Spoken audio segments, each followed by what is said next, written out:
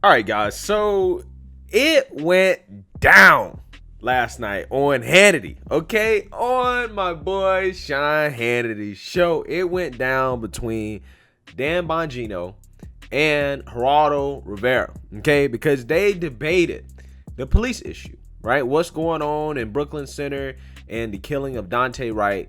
They had an epic debate regarding police violence and the so-called systemic racism against Black Americans when it comes to this police issue. Okay, so this video is long. It's like 7 minutes. I'm gonna play the whole thing because you really need to see the whole thing to get proper context into why it goes completely off the rails. Okay, and quite honestly, I love it. I love it when emotions get high in these type of debates, right? So let's go ahead and get into this video and you guys check out this absolutely bonkers debate between Bongino and Geraldo. I have the solution to the problem. Cops wear their main weapon, their 9mm usually these days, on their dominant hand, so say your right hand. So this is the hand that has the gun. The taser is on the left hand, your secondary hand. So they're taught, use the taser in non-lethal situations. My suggestion is reverse it. Make the taser the first weapon of choice for a cop. Put the taser on the dominant hand and the 9mm on the secondary hand. It takes a half a second to get that if you need that in a life and death situation. But if you have the taser in your dominant hand, you're more likely to use the non-lethal weapon, and you could avoid the 18 accidental police shootings where the cop thought he or she was using a taser shot. Dan Bongino.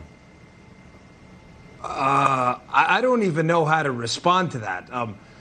I think you'll figure it out. Give me a second here to digest the stupidity of that. Hang on, let them talk. Okay. All right, hold on a second, because you're nothing but a name caller. You're a cheap shot artist. Geraldo, you got to let him have his say. You had your say. Dan.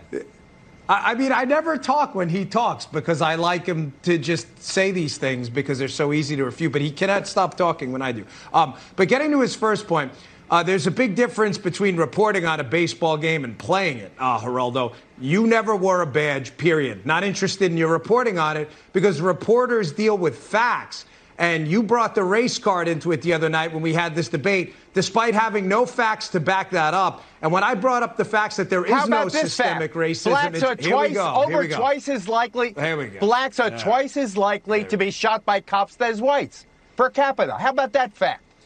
How about that fact? According to the most comprehensive study ever done on the subject. All right, one at a time. That's the Washington Post, and they spent a year reporting it. Let him finish his thought, then you go. Really? Dan. Why do we bother? Geraldo knows everything, apparently, despite the fact he knows nothing. Dan, stop arguing over time. Now it's your turn. You have the mic. Yeah, they did an actual study on police contacts and found no systemic racism. It was the Department of Justice, their Bureau of Justice statistics. But he doesn't know any of that. But secondly, this is, again, why being a reporter about police. What, you have a 10-minute career as a cop? Geraldo, you got it. Geraldo, you've been running for office for the last 20 years. Take a Valium. Geraldo, You've been talking forever. Let him talk. You really got to pipe down. My gosh, you're a 70-year-old man. Calm down. Dan, get a hold of yourself.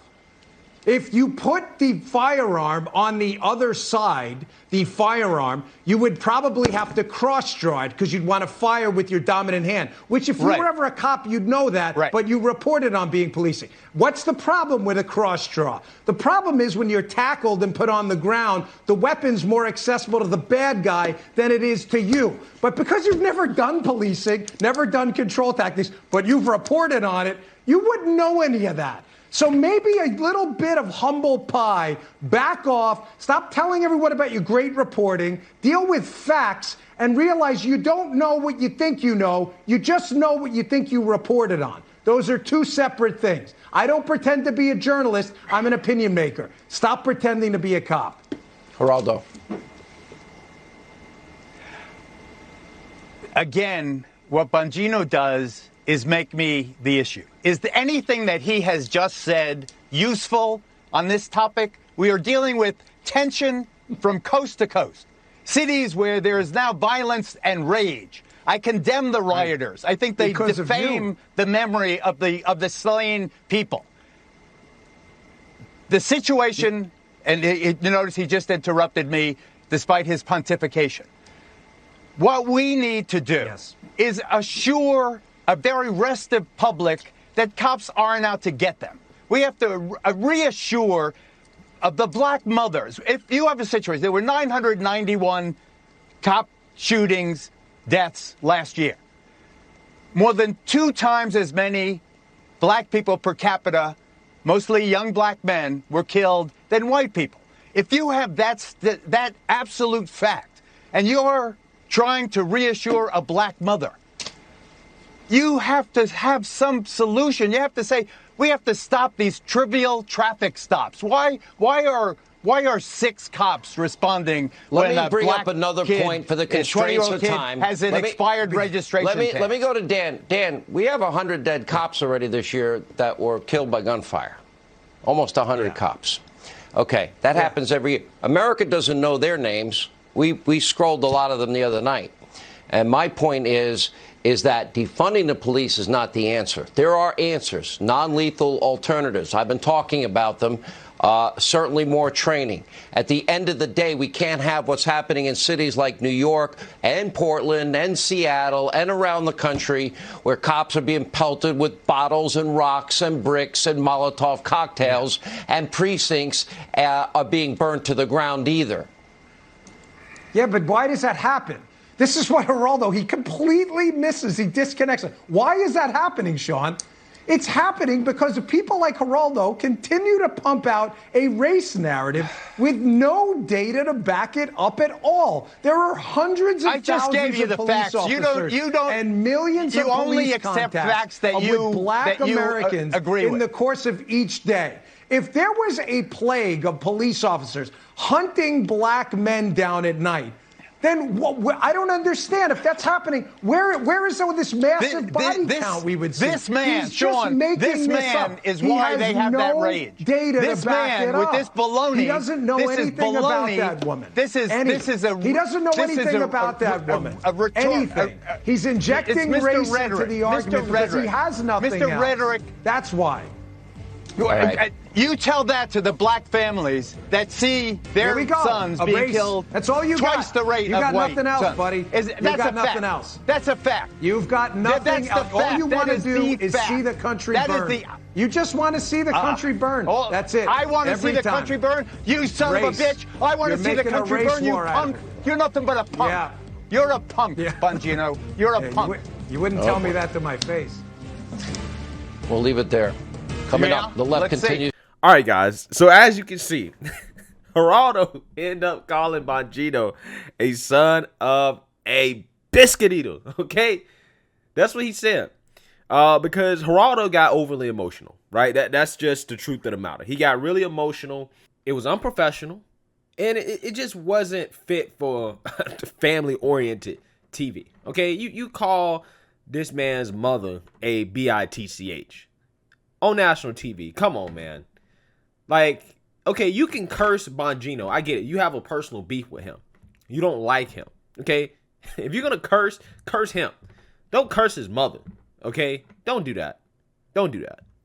And, like Bongino said, he tried to play up the whole race narrative. Okay? And he also doesn't have any real law enforcement experience, unlike Bongino, who does, right? And I don't either, but I have some very, very, very close family members who do, right? And if you guys have ever seen a police belt, when it comes to how they hold a firearm, there are actually 2 locking mechanisms, okay? So there's a locking mechanism that allows, like, there's like a flip cap, right, that releases that, and then there's another locking mechanism that, allows the gun to be brought out, okay, to actually withdraw the gun. Now, I've seen how police officers release these locking mechanisms in a split second, okay, in order to withdraw their firearms. And they do that with their dominant hand, okay? That's how they do it. Again, in a real-world situation where an officer can be in danger, that's valuable seconds, right, that officer has to use, okay? And, again, that can be the difference between life and death. That's how it works in the real world. I mean, you guys saw that video of that New Mexico traffic stop, in which, again, if somebody's, trying to kill a police officer, or in a situation where somebody's using a firearm against them, again, you only got seconds to react. You have less than seconds. You got split second to react. Okay? So that time is important. Now, here's the thing. Like anything else in this world, guys, I try to tell you guys all the time, the world is not black and white. Okay? There's a little bit of truth in everything, right? And everybody's not just operating off of completely false pretenses. Okay? So Bongino's core argument is that the race narrative is false, and that, he's just being emotional, and that there's no systemic racism in policing. And he cites this Harvard study in order to back up his opinion. Okay. Now, the thing is that what Bongino's saying is not necessarily true, right? In terms of what the actual study that he's citing actually says. Okay. It's not all the way false, but it's not all the way true. So let's actually look at the study that I think he's trying to cite here, that was done by Harvard economist Robert G. Fryer. And it is an empirical analysis of the racial differences in police use of force. Okay, so they're going to examine whether or not there's racial disparities in police use of force. And what you guys got to keep in mind is that this is examining not just overall use of force, but also lethal and non-lethal. Okay, they're trying to differentiate. Okay, because that is a more nuanced conversation that we need to have. And what Geraldo is talking about is lethal police use of force. Okay, so the question is there a disparity when it comes to lethal use of force, and is there a disparity when it comes to non-lethal use of force? Okay, and if there is, then how much, right? So we're going to go ahead and skip all the way down to the conclusion here, because that's the most important part of this study. I'm going to zoom in here so you guys can see exactly what's up here. It says, quote, "The issue of police violence and its racial incidents has become one of the most divisive topics in American discourse. Emotions run the gauntlet from outrage to indifference." Yeah, we just seen outrage. Yet very little data exists to understand whether racial disparities in police use of force exist or might be explained by situational factors inherent in the complexity of police-civilian interactions. Beyond the lack of data, the analysis of police behavior is fraught with difficulty, including but not limited to the reliability of the data that exists and the fact that one cannot randomly assign race. Okay, guys, so that first part is important because a lot of the liberals and the whole systemic racism people, they miss that. The data that we use to study this stuff from these police departments is shoddy, okay? Because there's very limited resources, right? These police departments aren't really collecting the quality of data that's needed to actually examine this stuff empirically. They're just not. And that's why Tim Scott's police reform bill that he proposed in the Democrats filibuster was so important, because Tim Scott wanted to focus on the data, right? Let's collect the data first to see if there's actually any real systemic racism or disparities before we can actually come to a conclusion in regards to the police issue, okay? And the Democrats filibustered this, remember. But see, the reality of the situation is, and the practical solution is that before you can come to a conclusion on what to do, you actually have to collect the data. If the quality of data is bunk, then it just makes it harder to really come to a conclusion about whether or not this is actually a real issue. So that's the first thing I want to point out to you guys, that the data is shoddy. And that's something that you guys got to understand. With these caveats in mind, this paper takes first steps into the treacherous terrain of understanding the nature and the extent of racial differences, sometimes quite large, in police use of force, even after accounting for a large set of controls designed to account for important contextual and behavior factors at the time of the police-civilian interaction. Interestingly, as use of force increases from putting hands on a civilian to striking them with a baton, the overall probability of such an incident occurring dramatically increases, but the racial difference remains roughly constant. Even when officers report civilians have been compliant and no arrest was made, blacks are 21.2% more likely to endure some form of force in an interaction.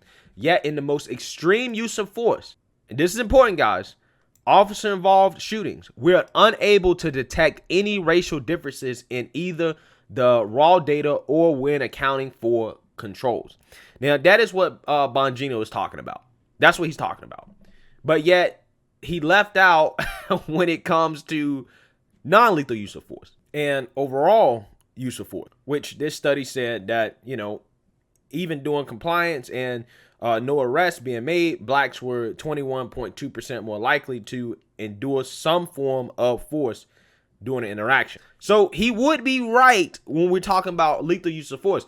The data that they have, right, the data that all these think tanks and all these universities are using, again, is shoddy. So they're going to be ones that do find that there is racial discrimination. There's going to be ones that don't find it. Now, again, I'm using this study that Bongino cited, and I'm not necessarily trying to take sides here. I'm just giving you guys more context in terms of where he got this from. Okay. All right, guys. So in summary, I'm going to link this study for those of you who want to read it. I mean, it's a very long study, but if you want to read it, you can read it. And then also I'm going to link a commentary from the Wall Street Journal in which the same economist basically summarizes his findings from his studies. Okay. So that's a short version that you guys can read, in which he basically addresses the fact that a lot of people tend to use his study to say that there's no systemic racism, and that that's not necessarily correct, right, when it comes to what his actual findings were. Now, whether or not you believe in it or not, I'm just saying, right, if you're citing his study, you shouldn't cite it incorrectly, okay? That's what he's saying. Now, I'm not saying that, Bongino did this on purpose. I honestly don't know. Okay, I just don't. I mean, it happens. I probably cited some studies incorrectly as well. It's one of those things that I know as a commentator, when you're trying to synthesize information, a lot of times the details can get lost in the overall point that you're trying to prove. So I'm not accusing Dan Bongino of trying to misrepresent the data, but I'm just saying. In summary, this is a study that I think Bongino was trying to cite here. When it comes to non-lethal uses of force, there is a racial disparity. Now, when it comes to lethal uses of force, there is no disparity. However, you have to keep in mind that the data that we have is shoddy on this subject. We really don't know, because we cannot randomly assign race. And just like I said before, guys, this is why Tim Scott's police reform bill was so important, because he wanted to focus primarily on getting better data. And once you get better data, then you can make real policy decisions. Now, what this study that Bongino cited does do is that it does disprove the narrative from those like Geraldo and the super woke leftists and the Democrats that the police are somehow discriminately going out here looking to kill black people. Okay, because like you said, they cannot prove that there's a bias or discrimination when it comes to lethal uses of force. So that whole narrative of, well, police are out here looking to kill black men, or that if you're black, you might get killed by the police, or, that police are hunting black people. All that stuff is bunk. Okay. Well, according to this study, put it that way. Again, like I tell you guys, multiple studies find multiple things, right? You can find a study to show you anything that you want.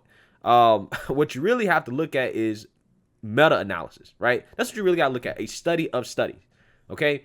But regardless of that, like I said, guys, we just need better data, right? That's just what it comes down to. We need better data, okay? We need to take the emotions out of it, and I think that the first step really is to collect better quality data. But you know what that will require? That will require actually funding police departments. You have to fund a team of data analysts across the country, right, that is collecting this data and have a certain standard for how they collect the data. And that has to be uniform across all police departments in America. Okay, that's just what has to happen. And I think that realistically is the first step, because once we do that, we can actually have a real look at what the issues may or may not be, and then we can go from there. But this idea that, if you just use the population numbers of, there's 13% black people, and black people are 2 or 3 times more likely to be killed, that to me, that doesn't account for all the variables that goes into an interaction between a civilian and a police officer. It just doesn't, right? That's a very oversimplistic way of looking at the issue. Okay. That's just, it is what it is. But talking about that stuff and going into that much detail doesn't make good TV, right? People like to use the big overall statistics in order to try to make a point. But a lot of times when you actually look at these studies, it's a lot more complicated than just that. Okay. So, you know, in conclusion, I do think that Geraldo is being overly emotional. I think that it was inappropriate for him to call Bongino a son of a biscuit eater, right? And I think that Geraldo did a lot of name calling for no reason. And I actually think Bongino did a good job of keeping his cool, despite Geraldo being very, very, very disrespectful. Okay. So it was a good debate. Regardless, I enjoyed it. I thought it was fun. I'm pretty sure Hannity thought that it was fun and stressful, but it makes good TV. Let me know what you guys think. Make sure you like, comment, and subscribe. Most importantly, share a Black conservative perspective. Peace.